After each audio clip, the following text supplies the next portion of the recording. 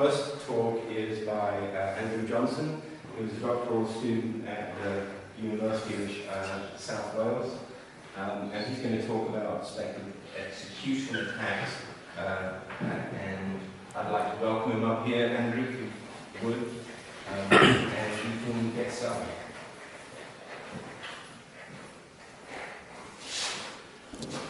Okay, good morning everybody.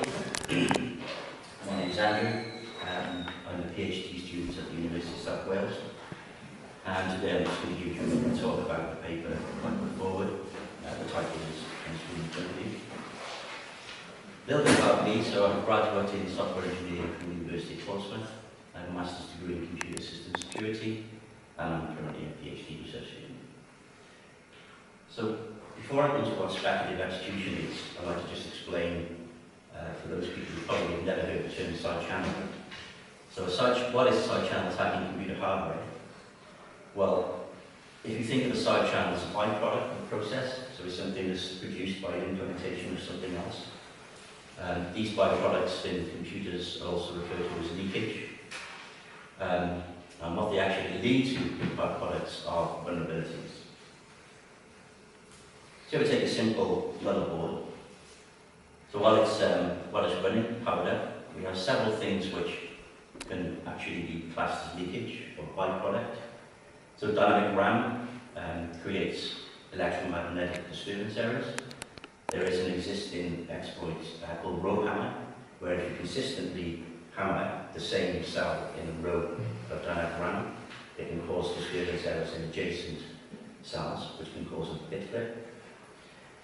And the CPU itself, well, that's running. Well, we have several things that are leaked that can be measured. So it uses power, obviously timing in clock cycles, and again, EM emissions. So all of these byproducts can be measured, for example, in power, because different instructions the CPU uses different levels of power. The side channel attack uses something called differential power analysis, where you can measure the timing differences between one instruction and another one, and because the power levels are different, you can detect actually which instructions are being used. So that's what a side channel is. So what's speculative execution? So this goes back to sort of early 90s when Intel produced basically their Pentium processors. The P6 architecture was the first to introduce something called speculative execution. There's something else called branch prediction, which was also in the architecture. And in 1995, they developed it into, they sort of pepped it up a bit and made it super fast. So the reason that your microprocessors and the reason your computers today are so fast is because of the introduction of these things by, for example, Intel, which is called speculative execution. But what does it actually do? Well, speculative execution enables a microprocessor to predict and execute instructions before the program code is actually processed. When a program code is running, what the CPU will do is just think, okay, I think these instructions are going to be used, so I'm going to execute those instructions first, I'm going to place them into the cache before it actually hits the code, which will do that. And branch prediction, very similar. Branch prediction enables a microprocessor to predict which branch and associated instructions will be used in, for example, a conditional loop. So we have a piece of code, like a for loop, so that the CPU is going to think, okay, I think this particular branch is going to be taken, so it will fetch an instruction, it will execute that piece of code and put it into the cache. It might not necessarily be correct. If it's correct, it's called it will just be taken. If it's incorrect, it will be in this prediction, and that's where the vulnerabilities lie. So, what's Spectre? So Spectre was created by somebody called a man called Paul Kosher in 2018, and it basically, he was one of the first people to actually expose the vulnerabilities that were inherent in speculative execution. He actually wrote a paper in 1996 after Intel released their Pentium processors, and he did a paper on exposing these vulnerabilities. They seem to have been ignored since that time for well over 14 or 15 years. Until now, everyone's just going, oh my god, we've got these vulnerabilities that are in our CPUs. Spectre was born. Attack targets. So from a CPU point of view, speculative execution, branch prediction, there's also something called out-of-order execution, because CPUs these days, they steer away from the linear way of fetch, execute, and retire. Now we have multiple cores and multiple pipelines, so instructions are basically, they are executed ad hoc, basically, and out of order. There's no linear fashion anymore, and when they're retired, they are placed in a linear order. But that can be exploited as well by these attacks. And implicit caching, so caching is probably one of the most inventive things in computing, and the reason that CPUs are so fast, because data that's held in the cache can be retrieved far quicker than data that is held in. And Spectre was published as papers. Yeah. I read that there was a time window when some major manufacturers of processors and also software like operating systems vendors were trying to put up some patches and release them. There was some talk that it will take like 30% of the processing power of the processor. But yeah, and does these patches fix this or not? So, or was there? Yeah. Because I didn't follow it. Yeah, you're right in regards to performance. So when Spectre first came out, there was, like you said, there was roughly about 20 to 30% performance hit. It's just software. But recently, what they've actually done, so with the 9th generation processors now by Intel, most of these exploits have been mitigated. Yeah. But when you go back to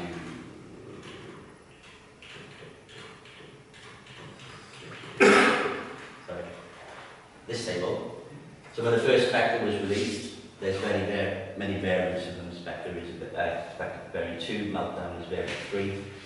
But Spectre variant 1 still exists. They cannot actually mitigate it, because the only way to mitigate that is to completely redesign speculative execution at the CPU level, which Intel won't do.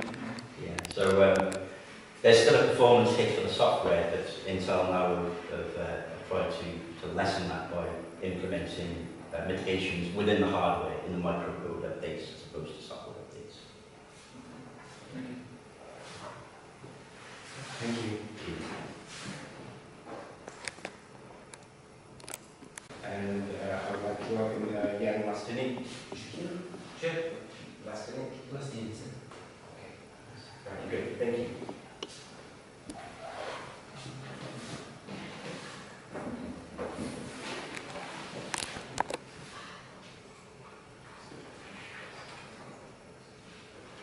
Okay, welcome everybody. My name is Jan Lastini. I'm from Slovakia, from University of Technology in Bratislava. And my talk will be about attack scenarios in vehicle ad hoc networks.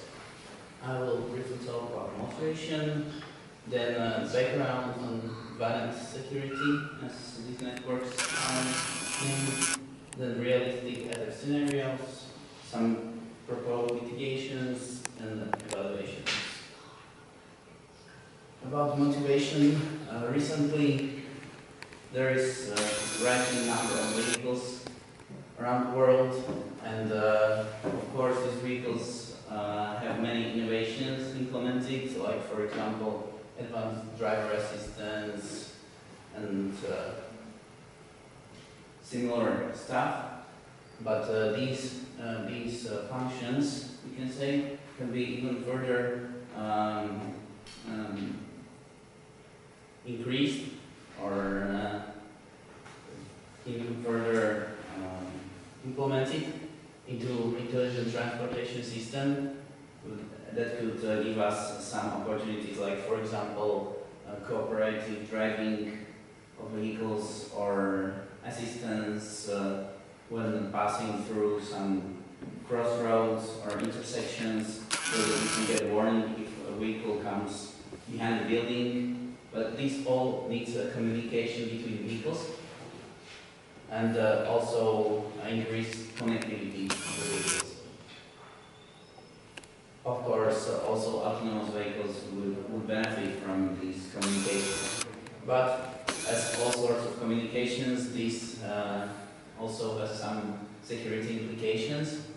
And before implementing these intelligent transportation systems, security of it has to be somehow resolved, because the impact of security breaches in this area could have really serious consequences, like, for example, crashes, accidents, etc. Yes. Okay, our next presentation is from Jean-Pierre Vidal, an integrated framework to examine mobile users' pathway from threat recognition to action.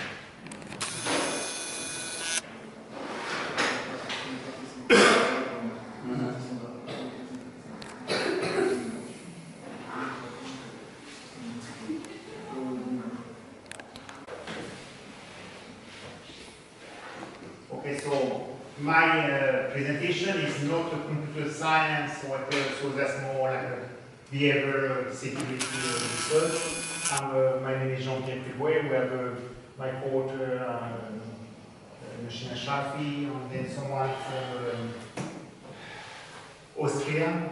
So our data, we did kind of a survey on the research on the use of cell phone. Our data is half of it is coming from a student in the University of Massachusetts, Boston, where I'm from. And half of the data comes from the Austrian kids in the JK. So I have many slides that I want to go through. How many more pictures do you have? We have 3 more. We have 3 more papers. So this is just blah blah blah about the cell phone, right? The cell phone, we are all playing with cell phone, we have more capabilities, right? So our research basically was going to investigate, like, if people are like serious about either avoiding like bad apps or bad sites, whatever, or if they are going to install some kind of mitigation measure on their cell phone, like for example, passwords, screen lock, encryption, and stuff like that. So, 15 years ago, cell phones, they were not attacked because they had not much data. Now with the smartphone, who, for example, let's say, maybe you do your banking on the smartphone, or some people do all kind of stuff, or they book their airline tickets or something like that, right? So, it is becoming a rewarding target for the hackers, right? So this one, so we look at the previous study among students, for example, concluded that, you have the generation Y and X, whatever, right? Basically, you have old people, maybe they are like afraid of using their smartphone, but the kids, they want convenience, right? More than like being afraid. So let's say the kid is never going to get a sunburn, the kid, can go out, is not going to get the rain, right? And stuff like that, right? So, in this case, they say users do not account for perceived security when deciding on smartphone usage, right? And then they want mostly enjoy, right? So they want the convenience more than security. So these are like a small, like from last year, small from a survey, small statistics. 28% of smartphone users do not manage their privacy settings. So they go, they get a new iPhone or Android, whatever, they just plug it, they get their phone number, and here we go, right? So 28% don't protect even with the screen lock. So I don't protect, I don't do any app when I travel, but like if you don't protect it, then 28%. 14% do not update the operating system even when the critical patch is there, right? So maybe if you work in security field, you are paranoid, so if you have your iPhone, every day you check if there is a patch, if you have Android, every day you check, but like 14%. So these are good attack targets. On 10% do not update their app. Of course, the kid is going to update their app if there are new features, right? But not for security, right? So most do not encrypt their data aside from what is there, right? So let's say you lose your phone, right, and you have no password, right? So all your data is free for the taking.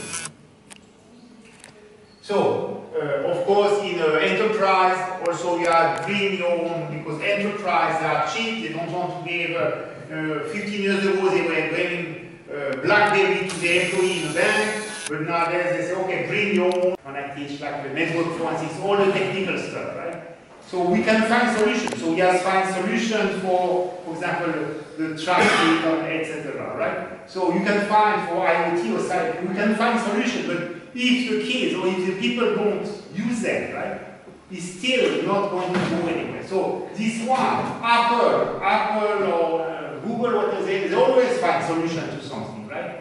But you ask the user, they don't employ the solution, then after you ask the question like to the student, like 50 questions, right? Then they are always, oh, maybe I should put the password. So I have a good question, and it's really, so this work was done primarily on attitudes towards security for mobile phones. Yes. But there are other aspects of security outside of the technology arena. For example, the use of firearms in the United States. Is there a correlation between the desire to use firearms and the self-efficacy issues and the identification of fear? All this, the basic research on fear and whatever was not done, normally it doesn't come from IT, it's come mostly on medical stuff, right? Yeah. You see you are going to have cancer or whatever, right? So in medical stuff it's well established, right?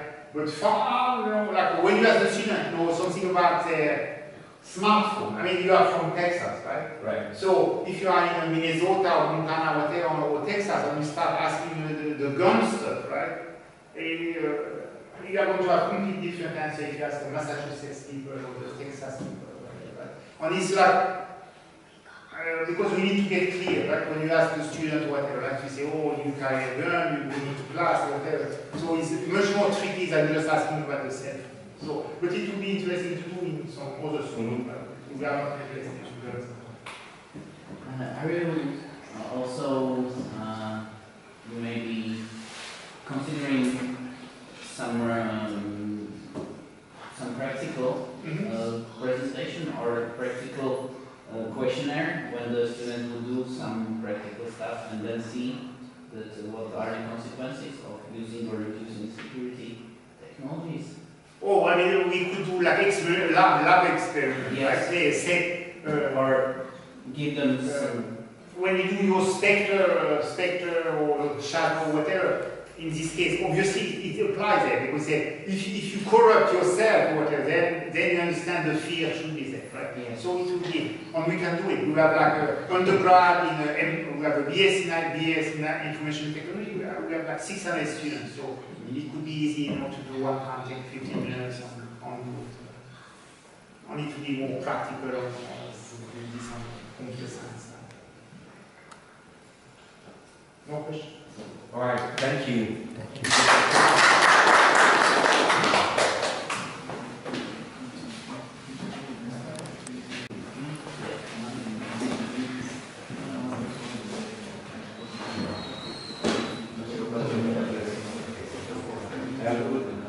Our next presentation is by Sandor, Security Enhanced Interoperability Middleware for the Internet of Things.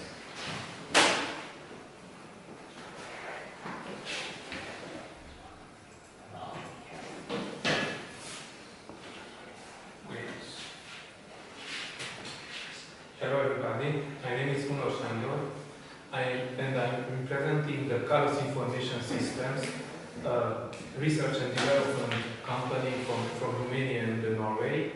And today I would like to briefly present a security enhanced interoperability middleware for Internet of Things. IoT infrastructures are complex and heterogeneous cyber-physical systems which couple the traditional information and communication technology hardware and software with embedded hardware devices like sensors or actuators. This approach provides a new level of comfort and safety for the users, but unfortunately, by adopting the ICT components in the in these systems. These also inherit all the cyber security threats from the ICT domain, and in addition, a traditional cyber threat, cyber attack, may have a more severe impact in the case of such systems, because the attacker may reach also the physical dimensions. He can directly manipulate the user's environment, the user's living environment. In this respect, securing IoT applications is still a challenging problem. An IoT middleware is a software component which creates the bridge between the IoT devices like wireless sensor networks or device buses and the IP domain, web portals, home automation applications, mobile applications, and so on. Today, I will present the Carlos middleware. This is an IoT middleware used in the context of several research projects and also in a large variety of different real IoT applications. It was designed with the objectives to implement flexible communication, secure data exchange, and abstract integration of the heterogeneous IoT devices. It is based on the XMPP infrastructure, and it uses the XMPP protocol for communicating in the IP domain. It was designed following the AIC security model. This model separates the security requirements for a system in three categories: availability, integrity, and confidentiality. And in this respect, the platform implements the availability by providing a resilient infrastructure, and the integrity and the confidentiality with embedded security features like encryption, authentication, authorization, auditing, and so on.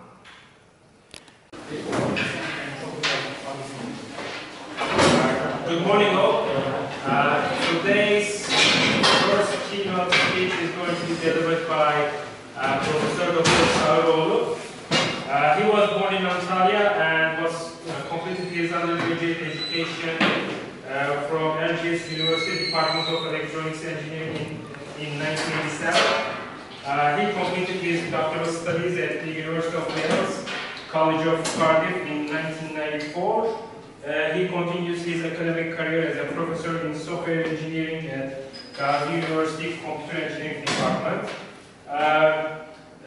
Dr. Sağıroğlu has an outstanding academic credentials. He's got an H index of 30, I-10 index of 75. He received more than 3,700 citations. He has more than 60 SCI or SSCI index articles, more than 100 national and international index articles, more than 200 national and international conference and symposium articles, and so on. Also, Sağıroğlu has organized more than 50 national and international events as a chairman, co-chairman, organizing committee members, such as International Conference on Computer Science and Engineering, Big Data, Deep Learning and Fighting Cyber Terrorism, IEEE International Conference on Machine Learning and Application. Sağıroğlu has had such duties such as President and Executive Office Member of Information Security Association, President and Member of Turkish Science and Research Foundation, and also Director of Graduate School of Science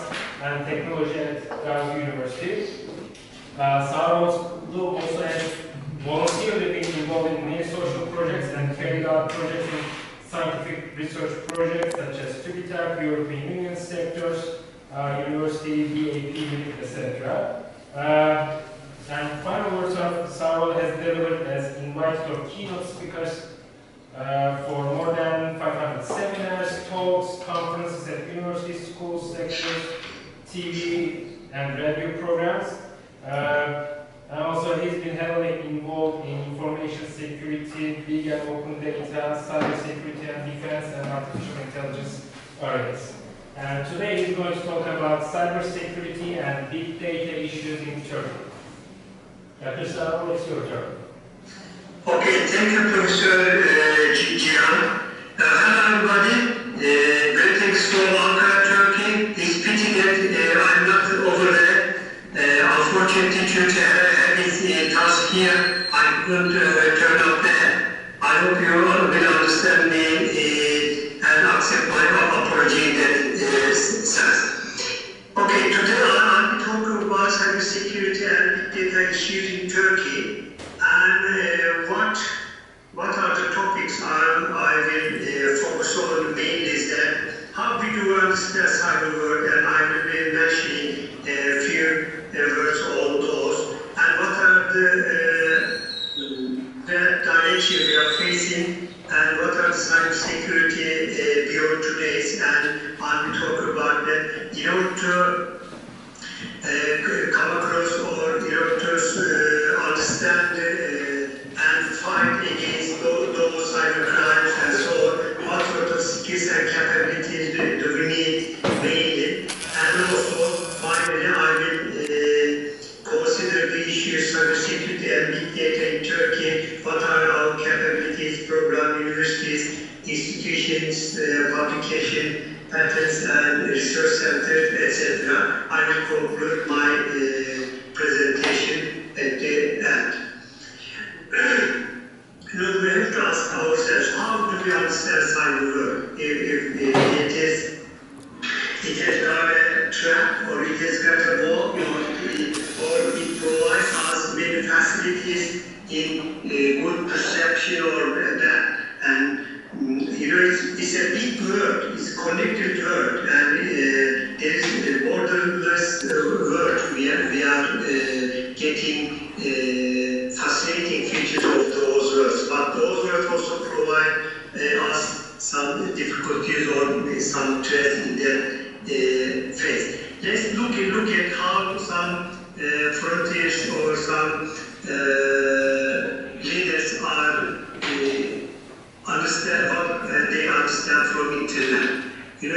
For example, Vladimir Putin says that we should develop our internet because available one is CRI project.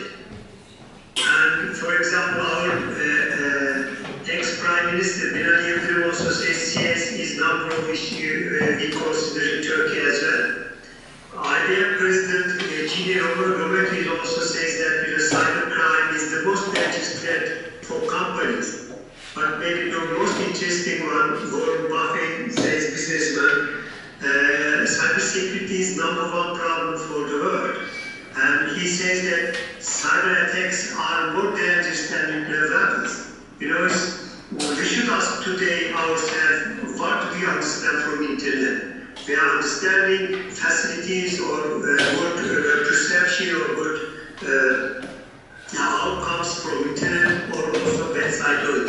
Actually, we have to see both sides, and that's why this symposium provides all participants these both perceptions actually to understand the internet or electronic words or media. Okay. As a start, now we can understand that we are focusing on mainly it is backside of the internet actually. We are certainly getting benefits of internet, but internet has got also many backplan or many backsides. We need to understand that. So we are living in a war now. You believe it or not, you accept it or not, but there is a war. There is war in electronic media, there is war between countries. In electronic media, there is war among the people, among the groups, among the teams, and among the nations today. And when we look at the cybersecurity perception and the defense perception, we have to be aware of that behind those, there are countries, there are expert systems, there are artificial intelligence techniques and high IQ and capacity building and also big infrastructure behind those. But there are also some innovations behind those. There are targets behind that. Violations available, vulnerabilities exist, and cyber attacks we face in that cyber world. And when we consider the cyber world, the negative effect of those mainly, today we are affected from those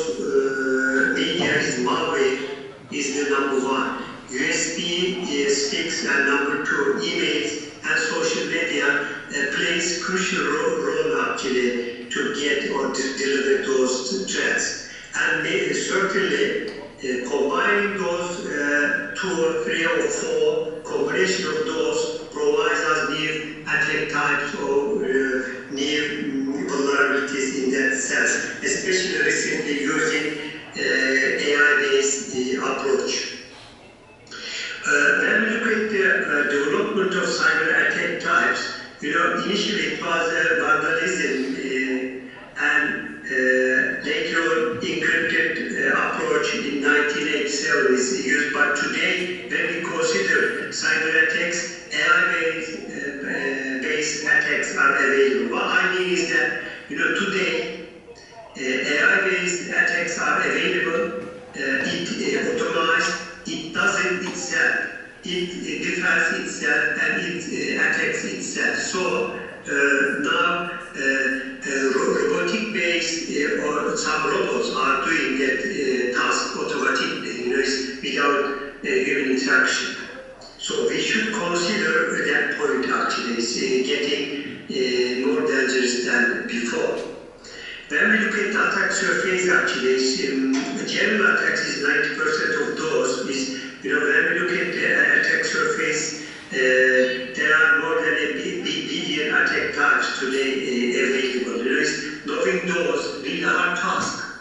When we look at the attacks, type is more than or less than the general type is to institution is almost 9.9% in that case. But when we look at the upper or more sophisticated attacks, is called cyber or cyber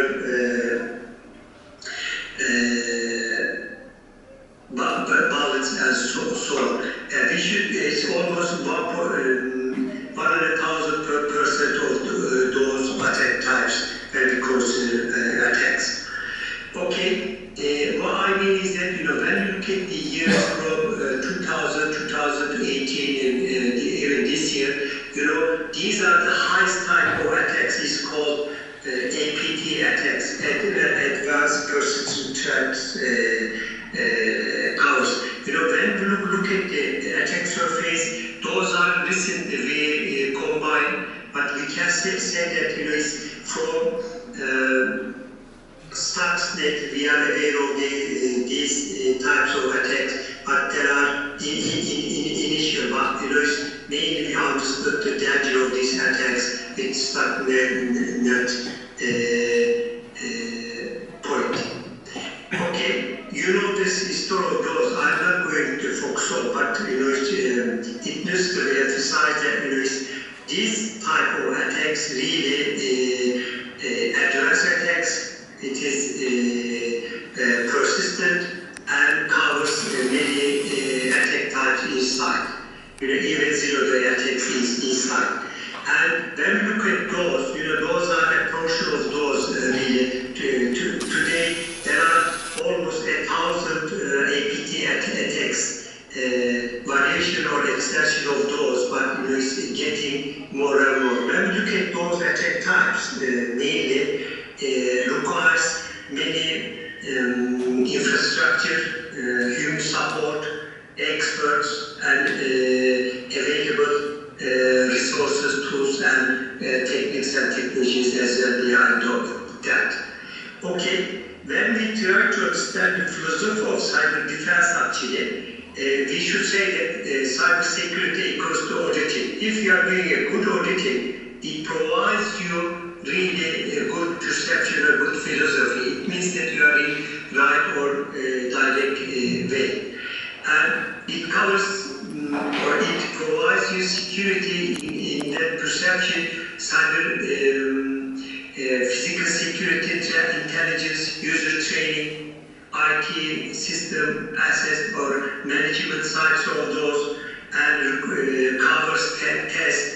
And also standards and guidelines or some security structures behind, methodology behind, and risk evaluation behind, and also legislation is important to support those political or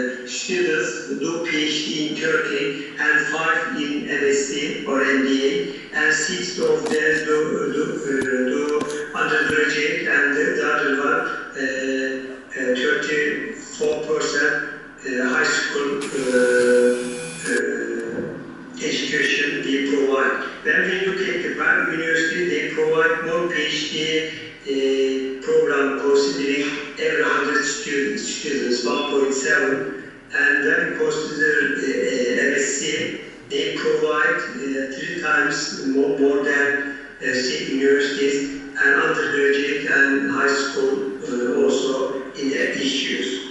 When we consider programs, Turkey has very rich programs from cryptography, cybersecurity, information security, and information security engineering, and security engineering, cryptography, cyber system, forensic, and forensic and cyber security, and so on. But when we come up with the forensic engineering, I would like to thank the Professor Varo. He introduced forensic engineering programs to Turkey. Once more, thanks to him. It is good achievement and it is good contribution to Turkey. There are now more than one forensic engineering program in Turkey, but it was the first one. And also thanks to Peter. Peter over there, can you hear me, Peter? Yes, I can. Okay then. So we have some programs to support those issues, how we are going to build up the programs. Those are the universities, there are almost 20 universities today support a small or large portion of those programs, provide human resources for those capacity building issues. When we look at the postgraduate students, there are few programs, and I am sure Friday University is also one of them. Am I right, Asa? Yes, we have a master degree in digital forensics, and we are establishing a PhD program soon. Soon, it's not yet. Okay, I thought I missed it. Okay, no. Thank you. When you look at the students program, those are now, as you say, we are updating. Now this issue is almost 3,000 students, according to the statistics 2016 and 17. But as I said initially, we are now updating those issues, and what I can say is that now it's double those statistics today. You can see left-hand side all programs and the number of students you can see. ASAP is number 1 to provide BSc students, 254 in that statistics as you see clearly. Okay, when we look at the number of professors or academics in information and cybersecurity issues, those are the universities on the right, and left-hand side you see a number of staff available in different titles. And when we look at the thesis, it's considering information security, cybersecurity, and big data, almost 150 PhD theses available, and you see on the right number of theses according to the different years. And when we look at the programs supporting students, Turkish Higher Education Council has got a good bursary program. It's called 100-2000. It means that in 100 critical topics, and each year 2,000 students are supported, given bursary. In that case is almost 2,250 Turkish lira today they provide. They are increasing each support every month. And when we consider, you see the numbers, we have those programs, but enrolled students are initial years 2017 it was 145, and last year 125. This year is doubled in this case. But when we look at the world, every 1,000 students, 2.2 from China is PhD students, in USA 1.7, in EU 1.5, in Turkey 0.4. When we consider the statistics in PhD time. But when we look at the undergraduate students, Turkey is graduated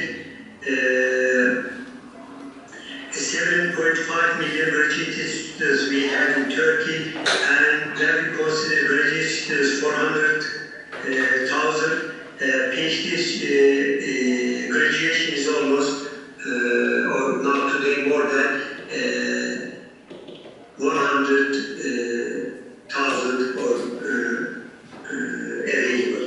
But when we consider in per year, in Turkey, 2,500, when we consider Germany is 28,000, when we consider China, 75,000 every year graduated students from PhD programs. Okay. As I said, Turkish Higher Education Council provides other programs.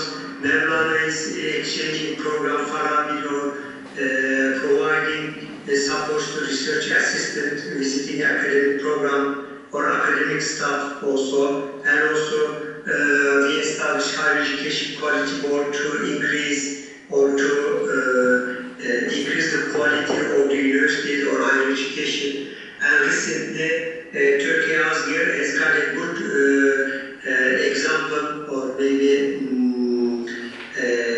worldwide experience, Assess and Academy. 4 universities are supporting that program. It means that Assess is the largest top 50, one of the top 50 company in the world.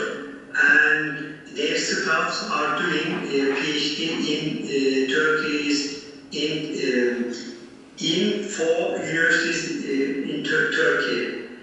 So they are increasing the number of qualified persons in their company.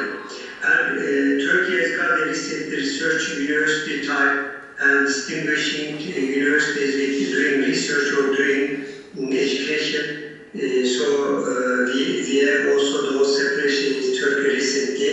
And also recently, if a person, academic person doing a good job, financial support is also available for that salary.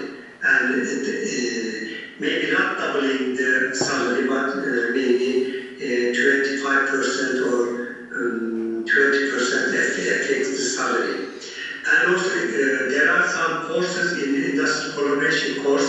Students are studying at university 7 term, and 1 term they are doing practices in industry. It's called Industrial Collaboration Program. Recently, Turkish Higher Education Council supporting universities to this sort of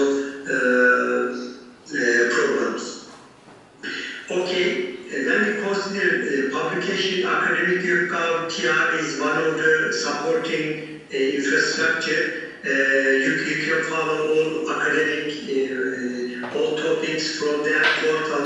That portal provides how many staff, how many patents, projects, paper, article, or book, or other activities available in different topics. We can search quickly and see the potential of Turkey or potential topics or potential of each scientific available, and this is open access actually. Every researcher or every staff can go and or maybe sector representatives go and find all details in that perception. And we have also the Dergi Journal Park project actually. It's called Dergi Park, the name. This is world-class service actually. As far as I know, there is no example in the world. This is open access and supporting all journals free of charge in that portal. That portal has got almost 2,000 more than up to 20,000 today journals they are supporting, and almost 350,000 articles and more than 200,000 researchers are in that park enrolled. And also when we consider information security and cyber security issues, what sort of journals are available, we can say that 4 journals are supporting those, having almost today 79 articles available in that case. And also, cyber security in Turkish and English, you might see the number of journals available in that portal. When we look at the Google Scholar, what are the potential of Turkey considering cyber security, information security, data or cyber defense, cyber war, big data, you can see the number of articles in general in journals and in Gazi University's support. You see the articles we provide in that sense. And also publication in big data and cybersecurity. What are the potential contributions to the world in this area? Level size. Let's look at those. When we say that considering big data around the world is almost 60,000 articles are available. When we consider big data, and Turkey is almost 800 or 1,000 articles today. When we consider cybersecurity is almost 7,000. And when we consider cybersecurity and Turkey, it is getting low, as you see. And when we consider cybersecurity big data, you can see more papers are available in that case. Is 219 articles available. Okay, when we look at the web of science, big data applications in the world, it's computer science mainly is main programs providing contribution to the field. And second, engineering and business economics and telecommunication and so on is contributing to the big data field. It's even optics or even mathematics, you might see a number of contributions from that. And when we consider big data publication in Turkey, is again, computer science is main field to contribute that field, engineering and business economics, as other statistics represents. So educational and also other fields you might see that. And what we can say is that 197 articles in computer science, meaning the largest contribution in that field. When we consider cybersecurity issues publications in the world, according to the Web of Science statistics, we can say that again computer science is the main field to support that field.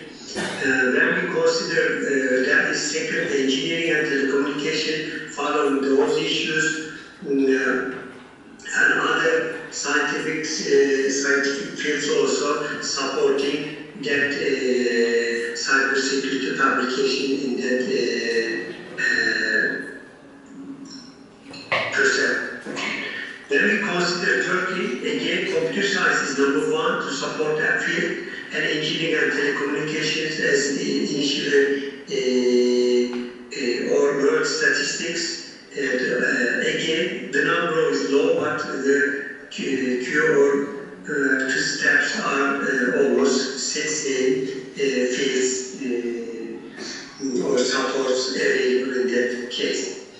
Okay, when we consider institutional big data publications according to the Web of Science, with 1,200 papers, Chinese Academy of Science number 1, University is number 2, Illinois, Wuhan University, Oxford, Minnesota, Stanford is following those statistics. as an institution to contribute that field.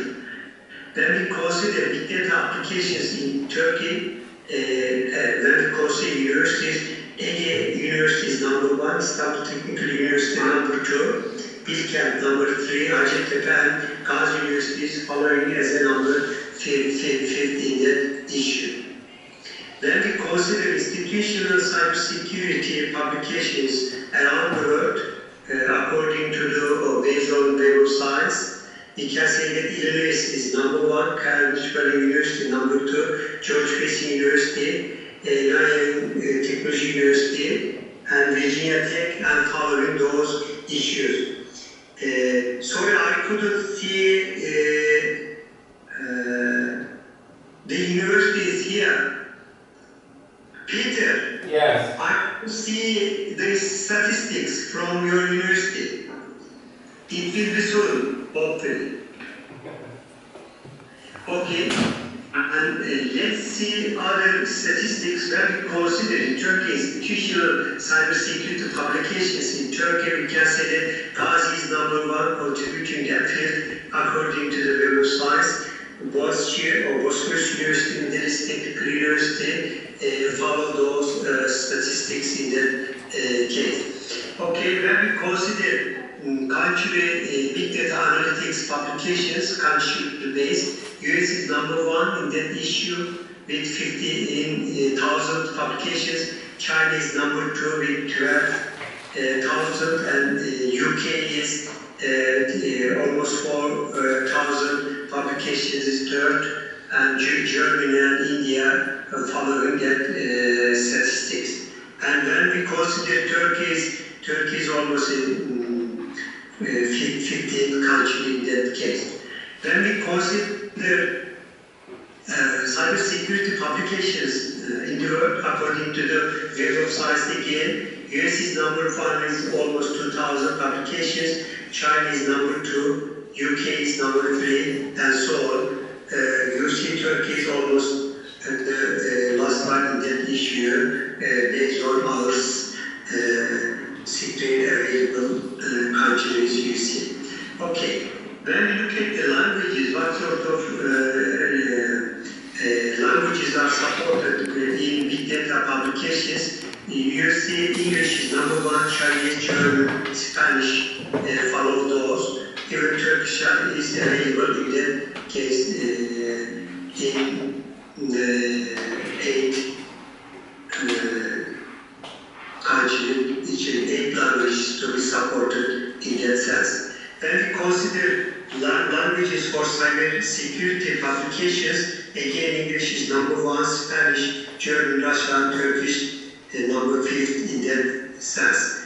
Okay, when we look at the standards and the test centers, Turkey has got a test centers in Turkish Standard Institute, TÜRKAP, and as a private company, BİM is Technocent is a company that provide test centers, do test for industry, do test for government institutions in that sense, covering ISO or HC or common criteria test support in that case. They are providing some certification in different fields, in software, in common criteria, in website certification, or maybe even expert certification available. What we mean is that certification covers system security, staff assignment, or product security issues as well.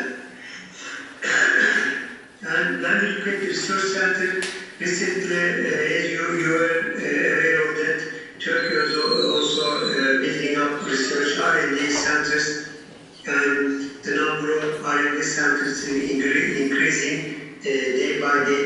Now we have almost 900 research centers available.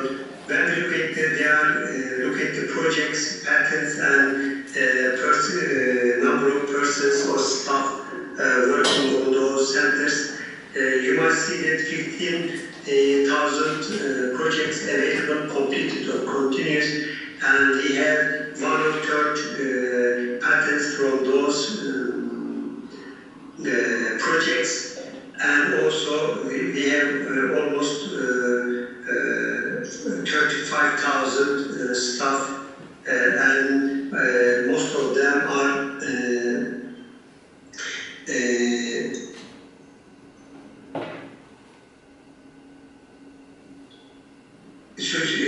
sorry, 2% of those are graduate students, the rest of them technician or other staff. Okay, when we look at the cities, Istanbul is #1, having more research centers. This is attractive. And #2 is Kocaeli, Bursa, and Ankara is following those statistics. When we consider the field or topics, software, IT, and electrical electronic engineers is according to available statistics, and the number is 8.9 or 7.3 or 6.3 accordingly percent for those fields. When we look at the fields, this is Ministry of Science and Technology. Now the name is changed. Automotive industry, machine tools, software, IT, defense, and electronic engineers. You might see the number of R&D centers, how they are increasing. 2016 and 17 is doubled, almost doubled in some fields, IT and EEE sectors. When we consider laboratories and research centers, Turkish Science and Research Council has got a number of laboratories, supports universities and sectors, and also some universities has got some cybersecurity and big data analytics research centers, or some sectors such as STM or Haziran has got some research laboratories doing research in especially military side. Gazi the Mobile Communication Lab, Samsung Mobile, Smart Design Lab, Cybersecurity and Data Analytics Lab, and Cyber Grid Lab to support those issues. Mekke's Cybersecurity and Defense Center, Cryptographic Test Lab, Sabancı University has got some research centers supporting data and cybersecurity. Bosphorus University has got a security center providing MSI, MIS programs, and also TOP2 has got a IBM supported big data analytics lab. Hacettepe University has got a security lab. Bahçeşehir University machine learning and big data lab. Sakarya has got a scalar system lab. Yaşar University has got a cybersecurity lab. And I am sure Far University has got forensic and security more than I showed here. I just got it from internet. Yes, this is true. We have 2 labs about forensics and cybersecurity at our university. Okay. Thank you. Okay, thank you. When we look at the support, some ministries supporting not only people, supporting projects, supporting some initial companies, some innovation-based companies. They are supporting also Turkish Scientific and Technological Research Council is also supporting many projects in that field. TÜBİTAK, most of we know in our countries, research projects are supported by Turkish Scientific and Research Council in different names, industrial projects, special calls for special topics, joint cultural projects, university staff and activities they are supporting to improve the capability in that case. There are also supports from Turkish Patent Institute, TÜBİTAK and some ministry supporting research, contests and academic or applications in that case. Okay. when we consider cybersecurity and big data issues, certs are important. Turkey has got a TR cert to support the issues under the one of the institution is called BTK or ITA, Information and Communication Technologies Authority of Turkey is supporting those issues, has got a data center available in their control. And they are doing a number of activities to support human, to support project, to support some initial or some advanced intellectual property. We can say that Turkey has got World Innovation Index according to the 2017 index. We are in 43rd country, and one of 100,000 ideas are patented around the world. But when we consider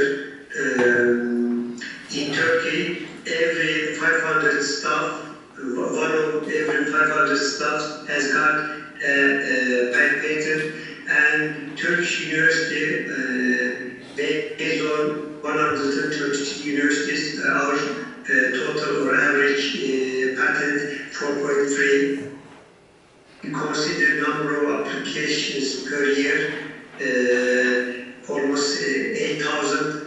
And for example, one of our best university, Middle East Technical University, has got 122 patents available so far. Then we consider. Sorry for interrupting, but we got only 2 minutes left. 2 minutes left. Okay. I will go through you can follow the statistics here. You see the patents available, what is the portion between Turkey and USA, and those are the odds, and in big data comparison to Turkey and USA, you see the specific number of patents. Cyber security, cyber terror, so you see the numbers. Okay, we have also many organizations as those supporting that issues to build up the capability. I see Turkey is one of them is supporting. This is open source, free of charge to all attendees, and this is the 12th I see Turkey we are doing this year.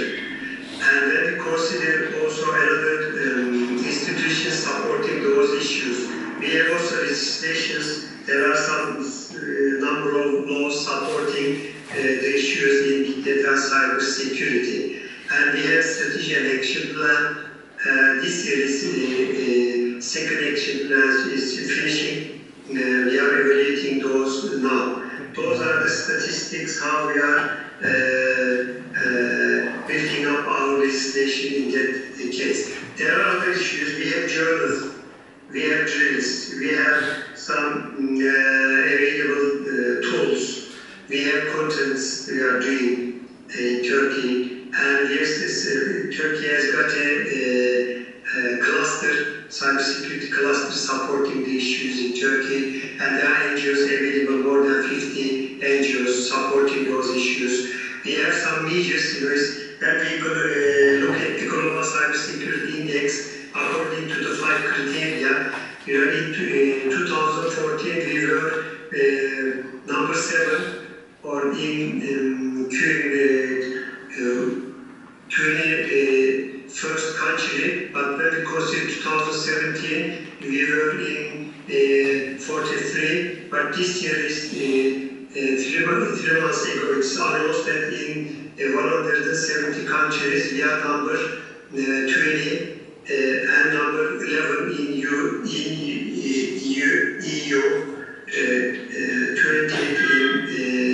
in the world. Okay, those are the issues. We are doing some activities as you must see. As a result, okay, those are open access books available. We can say that mainly cybersecurity and big data issues really important important issues to support, to defend our assets, personal or institutional or national assets is important, and we have to focus on the issues, and we have to build up our ecosystem, we have to build up our own technology and methods. We have to improve our experts, infrastructures and knowledge and skill. And we should consider not only the technological side, the social, economical, psychological, political and military side. We should also focus on to fight against those war, to stop the war. And indicators, publication organizations and programs really important to build up a good capacity. And also many disciplines support those issues, needs to work together, from machine learning to social engineering, from statistics to data mining or social engineering or psychology or psychology, main issues in that sense we should consider. And also, in order to get benefit from data, we should consider more studies, more analysis, more analytics from institutional perception or people or social media or many other sensors available in that sense.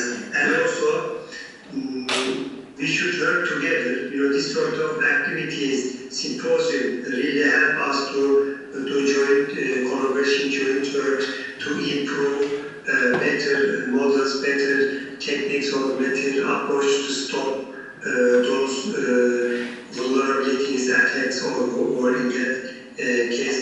As far as I guess see that big data analytics especially will have to understand cybersecurity attacks and attacks behavior to stop those issues. And thank you.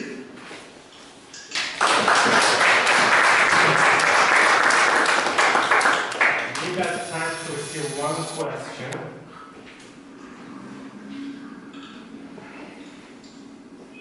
Okay, let me ask you a question, Dr. Sorrell. Obviously, there is a big push on the education side, but do you think that mingling with the industry is also getting the same level of importance that the education is getting? You mean according to the ITU index, you are saying that the level is supporting that perception? Yes. Percent, what you are asking? Well, what I'm asking is your perception actually. Do you think the collaboration between the industry and university is following the trend of the high demand of cybersecurity? There are let me explain it in two ways. One is that when we consider Turkey, recently we are developing good collaboration between universities and sectors. For example, Aselsan Academy is a good example for that.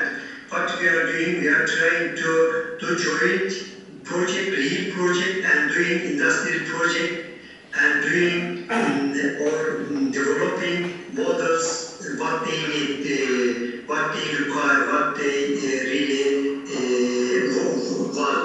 So this perception really helps us a lot to understand the problem deeply and focusing on real problems, because as you are aware of that today, there are many data sets available, many researchers to research with those, based on those data sets. Many of them are not updated, many of them is not represented a real problem. So this sort of problems really, so this sort of perception really help us to develop better models.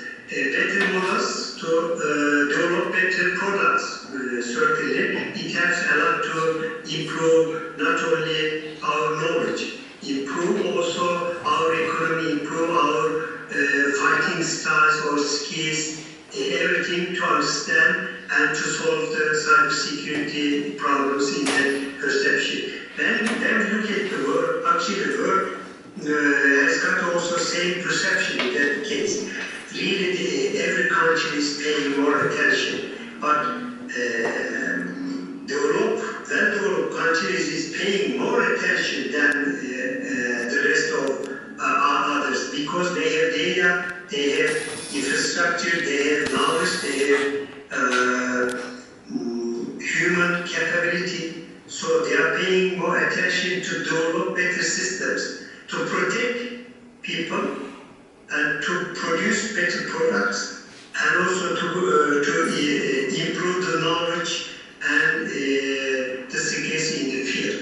So contributing in that field mainly. So if we pay more attention to play with real data, really we can solve cybersecurity issues in short time. But recently, as far as I know, even big companies are collaborating each other, sharing data each other to produce better products, better ideas, better techniques to do what they want according to their targets. So this sort of perception really help all of us to improve our knowledge, our perception in the field. Okay, thank you so much. If I understood, is enough now? Yes. That was your question. Okay, Thank you. Any more question? No. Okay, thank you very much indeed. Thank you. I hope you enjoyed the session.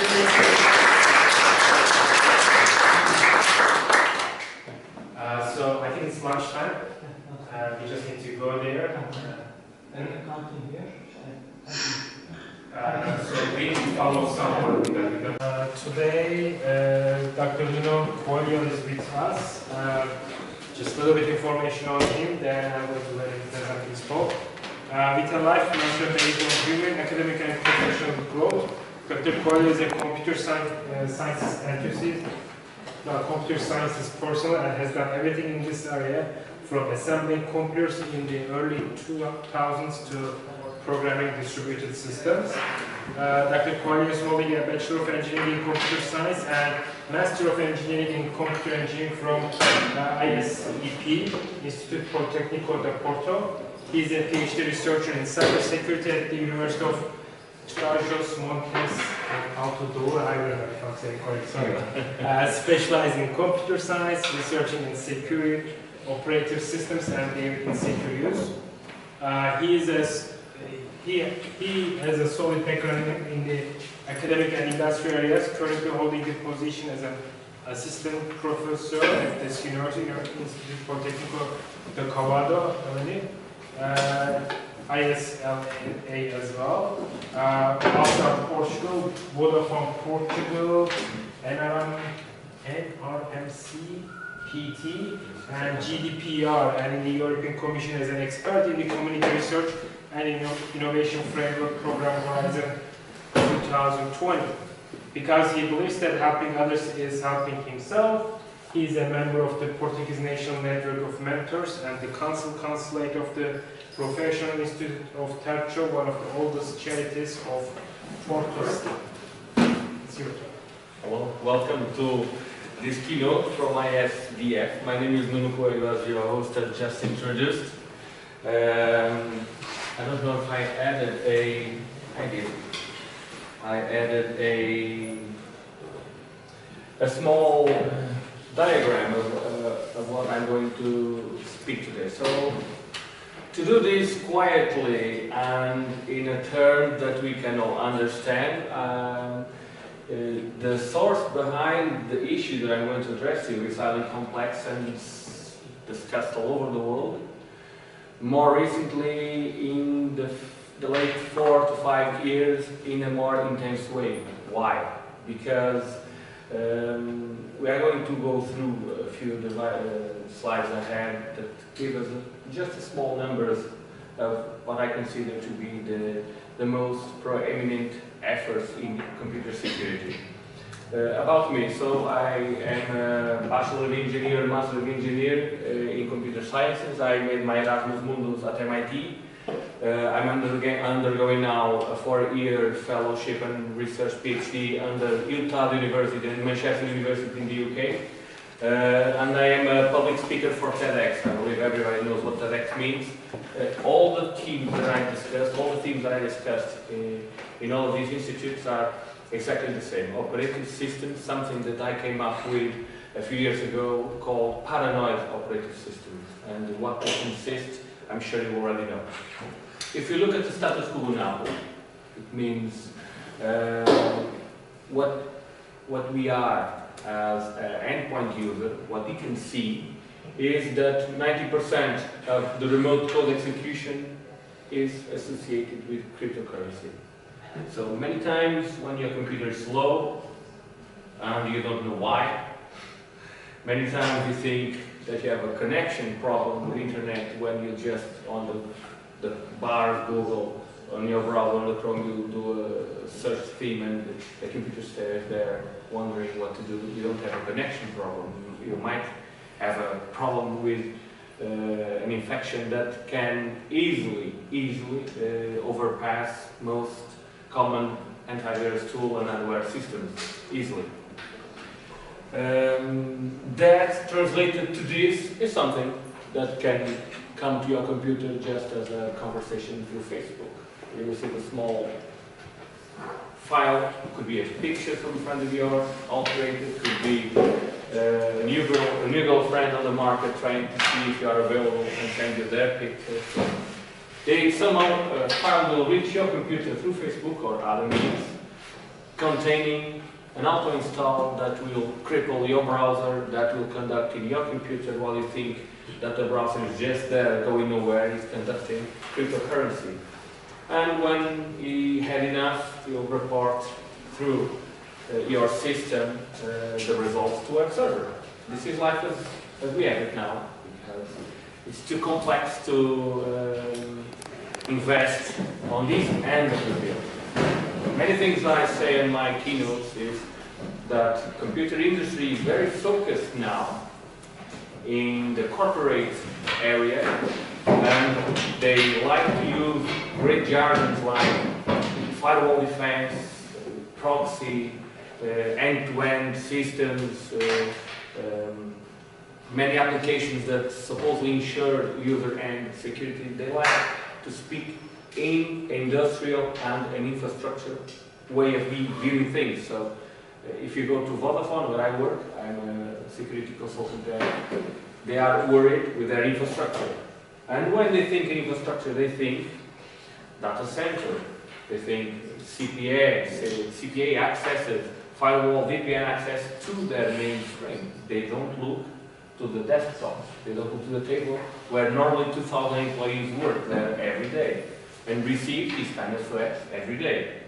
And they have no idea what to do with these kind of threats every day, because in corporate world you have a constricted network without privileges. But these kind of things don't require many privileges to run. They just need a browser, just need the capacity for processing a graphic way, or using the memory of the capacity of managing the browser memory to do small operations. And this is all we have live nowadays. Another thing which is very nice, we receive a lot of threats via email, I believe, every day. There are several ways of receiving threats through email. The first one is you receive a letter from someone trying to sell a house in Bangladesh, or trying to sell equipment to you in order to get your data, your bioinformation, so they want to sell it and involve you in this scam. More seriously, for infrastructure meetings, we have more orchestrated attacks, and 90% of the malware that reaches a computer or reaches an infrastructure in a company, it goes through the mail. You'll get it through the mail. Most of it will die there also. Many companies are now implementing machine learning and some specific algorithms that can see risks from messages and decide if it is a threat or not. But yet again, hackers can easily overcome that difficulty by hiding things, for example, in a picture or a small execution file that seems honest, like a macro in an Excel file that they might have deleted before and just added. And still yet again, your company will allow that document inside, and the macro will do nothing else but open the door to. And because this macro has only a very small part in this role. Most common firewall and network activity monitors won't even listen to it because that small macro will only do a very small thing, like opening one door that normally is used for nothing, but a Trojan will use it to insert inside the network. Of course, we are always thinking, in a large company this is almost impossible. I believe so, but I also believe in Turkey as in Portugal. I would say 80% of the computer infrastructure is not in the hand of large companies. It's domestic or small companies, 10 to 50 to 20 workers. And these companies, normally they have one IT guy. They don't have infrastructure means to combat these things. And of course, in a small way, you can see that if the objective is not infiltrating your network, it will be to get acquaintance to you, to steal your data and sell it on the web. I believe all of you once received a mail like this. It's common. Someone trying to sell you something. But how does this get to you? SPF spoofing is a way to getting an email into your infrastructure without your infrastructure is finding out if it is a real or false email. Well, sometimes if you see the way that the way that attackers, they prepare a simple email like this, a very simple email like this, is through a complex scheme that allows to have a false MX record or a false website similar to yours, and through the headers of an email starting to act in past sentence of someone else. So it's easy. In Portugal, it's a very common crime to receive, and if there's no police officer here, but if has several professors that are law enforcement professors, they can all assure you this is probably the main ace in Portugal, the main way to get something that doesn't belong to them. So just SPF is spoofing someone, and ultimately we will send some merchandise abroad and we won't receive nothing from it. The latest one I saw, very well done here in Portugal, was someone pretending to be El Corte Inglés. I don't know if you know El Corte Inglés, which is a large retail company. It's like the Arabs in England. So, and they just sent over to Poland 3 tons of prosciutto. And it's okay, 3 tons of prosciutto is nothing. Not for El Corte Inglés, but it's something for the small company that sold it to El Corte Inglés and was waiting for the payment. And you see how a simple email like this can result in a $2 million waste. Of course, the more mundanely, you can see that a company is attacked in many ways. There are many ways of attacking a company, and by infiltration, phishing, all the ways I'm going to show you ahead. But normally, they have a delay period. In average, it takes nearly 200 days to the IT to find out where exactly the data leaked out, or which computer is also affected by the other computer that was ransomware. Because it's not by the fact that some computer doesn't show signs of being infected, that doesn't mean it's not infected. Some computers have a bot word. They just lay there for 2, 3, 4 years, and then suddenly they wake up. I'm alive. It's a zombie attack. Not exactly the zombie attack, it's a specific attack. They have a zombie nature. I work with the Portuguese law enforcement, and normally when I'm called to evaluate in a forensic way what happened to a certain company that was attacked, most of the times I realize that the attacker in some way placed a vulnerability in the machine 2 to 3 years earlier, previously to the attack. And of course no one saw, and the result is that normally 200 days later we came to find why and how our network was attacked. And normally, if this happens, it means that your company has a problem also. There's only one guy dealing with the issue. 25% world organizations. This is from EZ, this information from EZAB. 25% of the world's small, medium companies have only one or a standalone IT department. And if you recollect from the people you know that say they are sysadmin or information security, wherever, it's only one guy that has to do everything. Set up the printer, set up the computer, attend to the network, attend to small lessons about GDPR in your companies. We in Europe have been wasting millions of euros in the past year and a half implementing GDPR rules, which means to be rules to protect the Portuguese and European citizens' data.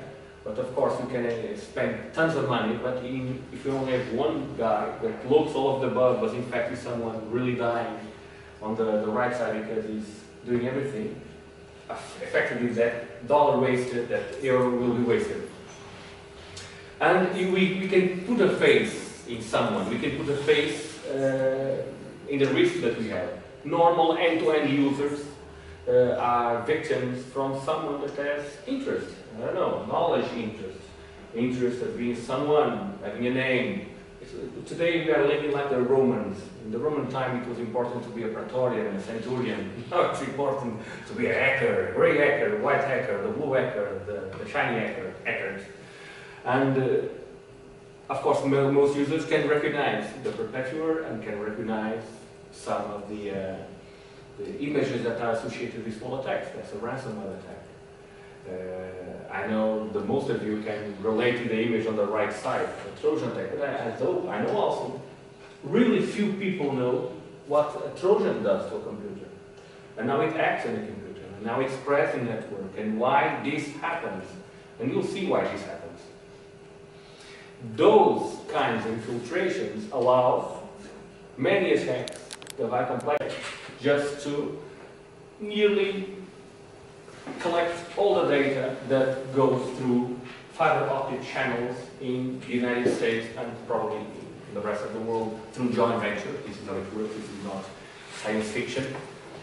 And this small data center that is lodged somewhere, where, for example, if you go to Manhattan, you can see there in Times Square there's a box, a commute box with a police officer on top. And with something around it, because that box belongs to AT&T, I believe, but he's now under siege by the FBI since 2013. Why? What is that so special about? It's a connection, it's a fiber optic connection to Google's network. So, therefore, the only way that Muscle and Breeze can access void, sound data, photos, video, chat, email through your communication is to get access nowadays. If they don't want to go through encryption, is to get access to this data before they flow out of their control. In a more recent way, you can have the muscular doing the cross-reference of your conversations to try to identify what you say in a conversation, cross-check it with a large database with specific search intelligence that we now have. Easy, elastic map reduce, many technologies that are researching information, and then create specific standards and ways to identify someone. This could be something from a movie, but it's not. This was acknowledged, it was discussed in the US Senate, so it's nothing new. Yet again, the world has really... No? It's very good, which means you didn't understand, or you understand it. Yeah, you understood it very well. Understand or just be understood really well. Very well, which is good. Okay. You might think, just to end something, you can think this is just theory, but in your room, in your presence, I have a student that applied this theorem to a mobile device. He's here, over there. He made a presentation in this conference of this theoretical thing in a mobile Android device. And you know what? It works. It works very well. So if your Android device can have a secure operating system, imagine if you can have one on a smartphone. Imagine what you can do to someone that is trying to control your communications and suddenly won't be able to. And this conference was privileged enough to receive the first worldwide demo of this methodology. And that is something that you should be proud of. I am. I think we get a plaque that Dr. Varol is going to give it to you.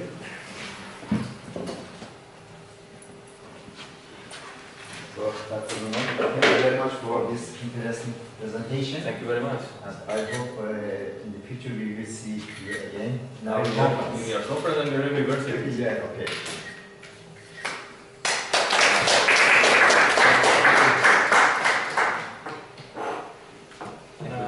I think coffees are there. They are ready. Seems like they're ready. And also, if anyone wants to join the social event, they need to notify Dr. Karabatar in 10 minutes. That's just from Tadana. Well, situation is for mode QIM, which has some waves in this right side. But this changes, these deviations are not so critical. So we analyzed error on the left from this value and error on the right from 0, and found that by the first metric DMQIM is better, is the best, and for the second sign QIM. What about illegal alterations, which could be blurring or noising or something else?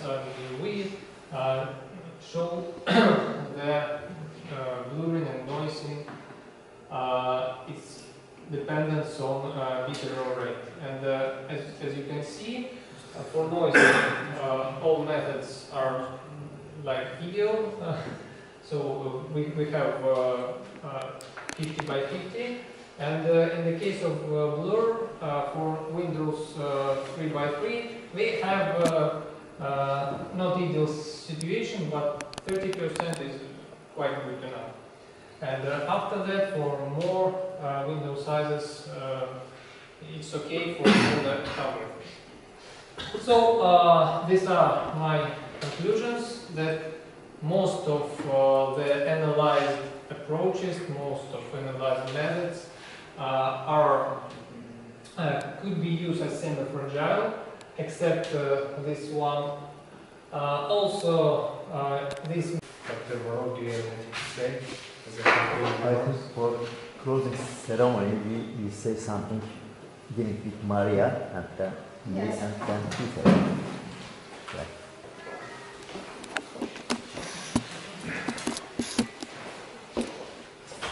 Well, just the final words. It's a pleasure to address you for the second time in this event. I'm very happy to see some of the brave resistants who were able to still to be here, standing until the end. We hope you enjoyed your 2 days of hard work. We hope you enjoyed our institute, our facilities, and the city of Barcelos, which is very, very beautiful. Once again, I would like to express my gratitude to Professor Varol for inviting us to this organizing consortium and for giving us the opportunity to organize this edition in Portugal. And it was a nice experience for us, and we hope that this deserved or this met your expectancies. We are very grateful to all the participants who accede to publish, to present, publish, to discuss their works here in this conference. We are very grateful to the distinguished keynote speakers, to the scientific committee, and to the organization, both front office and back office, for the hard work and dedication. And on behalf also of the presidency and of the director of the school, I'd like also to thank you for your presence in campus. just a final remark, a little bit outside what should be a closing speech. We have a shortage with the number of participants for the social event tomorrow. We would like to have more than 20 persons. We have around 5 persons. If any of the presents would like to be interested, please give the name to Sandro. Otherwise, we will have to decide within a couple of minutes if we are in conditions to undertake this event or not, because people were expected to be received at the municipality. There is a boat that was hired to make a small trip on the river and some events. But okay, if any of you is interested, can talk with Sandro also after this session. And once again, thank you very much for your participation. It was a pleasure to host you. Thank you.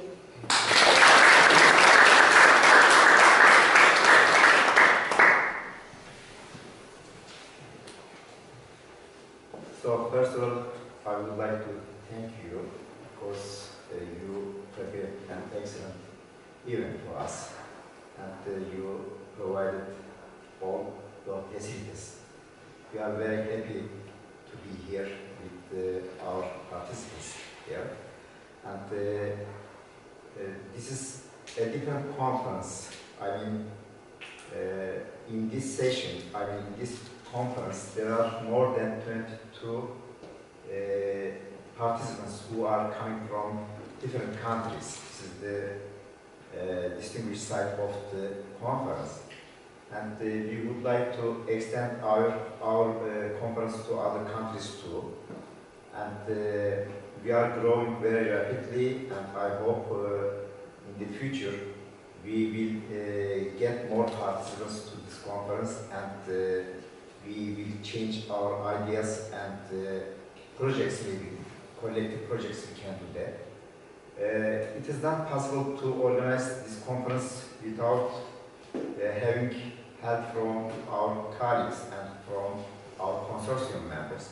At this time we have 15 consortium members, and these are from the United States, from Portugal, from Romania, from Turkey, Sweden University, from Serbia, and Arab Open University. Actually, the consortium member, Hasan Sabaiti,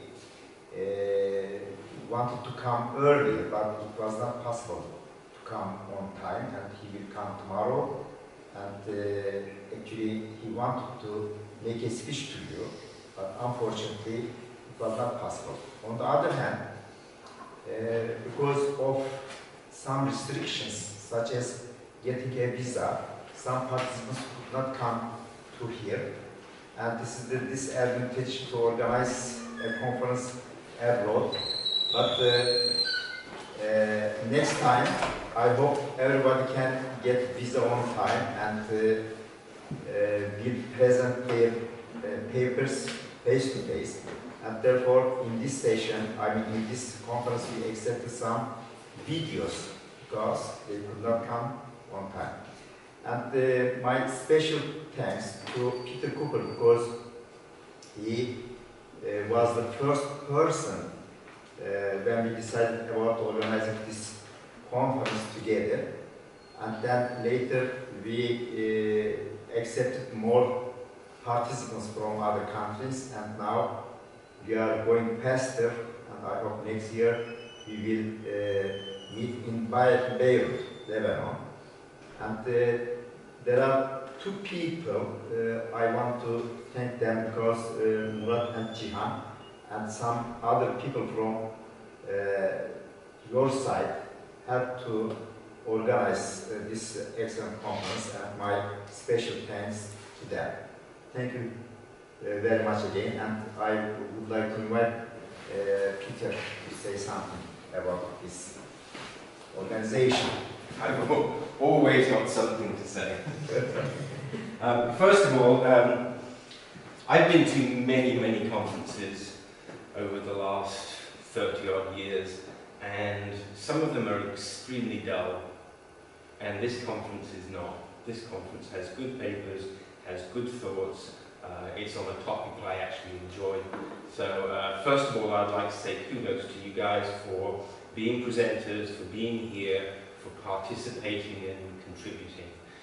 I'd like to ask you to make a note in your calendars for Beirut next year and encourage your colleagues. Beirut is fairly easy to get to for most of Europe. It's a little bit difficult from the United States, but I will be there. And so I'm looking forward to seeing you all again next year. And hopefully I'll get to meet some of your colleagues. And I'm looking forward to a great time. Maria, I would very much like to thank you for your general organization, for all the good things that you and your team have done. I especially liked the report yesterday. Yes. But once again, thank you very much to you personally and also to your institution for being wonderful hosts. Thank you. It was our pleasure.